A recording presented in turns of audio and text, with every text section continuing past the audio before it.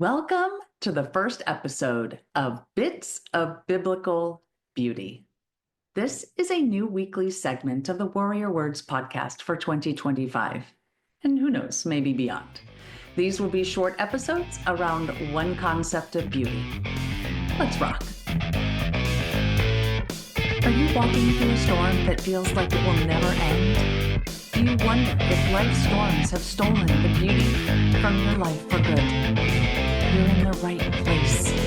My name is Heather, and like you, I've been through a storm or two and wondered if life would ever be beautiful again.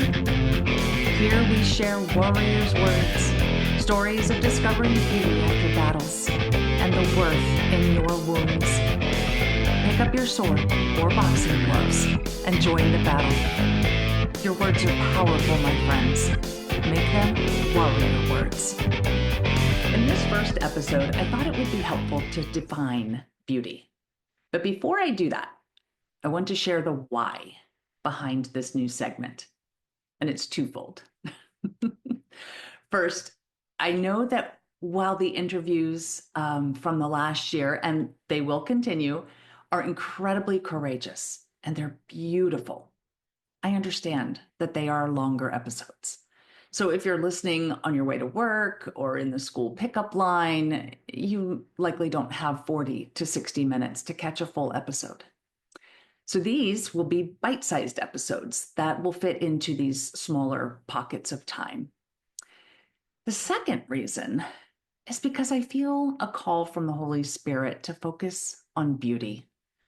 As many of you know, or you may know, you may not, I have a YouTube channel that focuses on beauty and art. And it used to be called Beauty and the Broken, but sadly, that phrase was trademarked in November of 2024.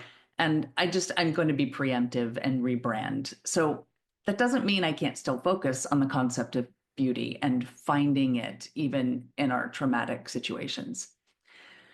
And I think we are created for beauty. And as humans, we seem to have lost our way because we are so buried under overwhelm.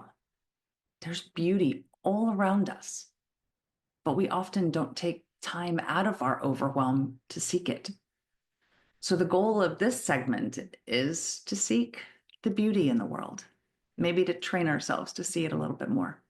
So of course, we all know where the beauty aisle is located in stores, and we've heard of or participated in beauty pageants.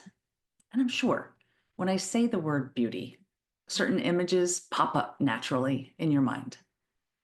However, I'd be willing to bet that those images are different for each one of us. Why?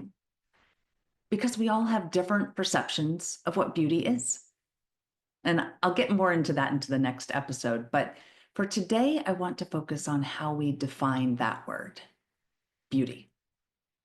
So Merriam-Webster defines beauty as, quote, the quality or group of qualities in a person or thing that gives pleasure to the senses or mind.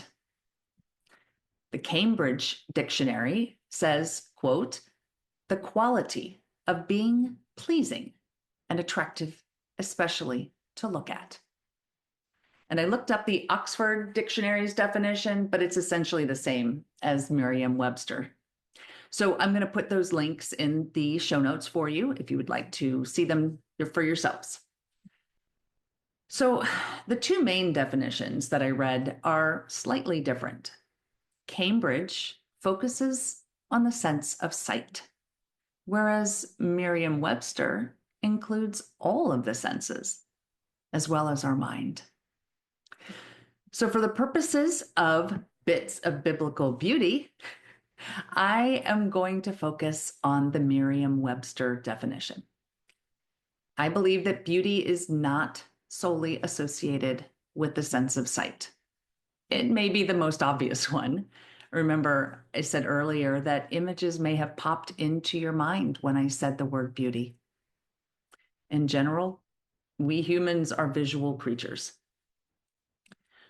But I want you to close your eyes for a moment. Unless you're driving, please keep your eyes on the road and stay safe. But if you're in a safe place and you're able to, close your eyes. Now, can you sense beauty if I say the aroma of fresh baked bread wafted from the kitchen? Yes, I'm sure many of you will see a loaf of fresh bread just cooling on the stove. But I'd also bet that you could imagine that smell, and it was pleasing. Keeping your eyes closed, what if I said, his fingers gently grazed the back of my hand? You may have seen your spouse's fingers on your hand, but more importantly, you likely felt a memory of that touch, or even felt the touch itself. From these two examples, we can see that beauty involves the mind and all of the senses, not just sight.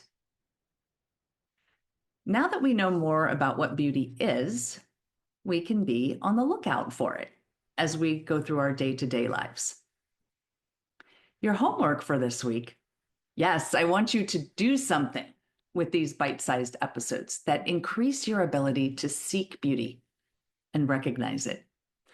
So this week's homework is to try to find one or two examples of beauty that involve a sense other than your sight. It can include sight, but involves another sense. Then I want you to come to the Facebook group. That's facebook.com/groups/warrior words. And if you're new to the group, don't forget to answer the questions that pop up after requesting. But come into the group and share the beauty you discovered this week. That's it for now. And remember, armor up, fight the good fight, seek beauty.